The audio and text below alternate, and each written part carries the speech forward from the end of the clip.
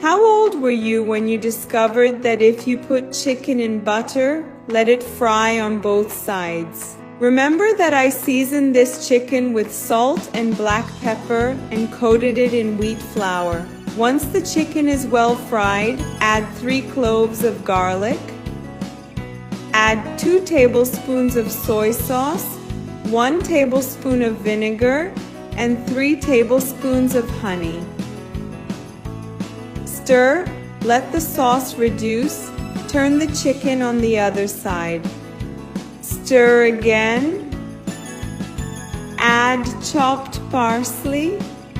You'll get a super tender and juicy chicken. This chicken is a real spectacle. People, just make it at home. Look how delicious it is. So that's it, my loves. I hope you enjoyed it, and I'll see you in the next video. Bye-bye.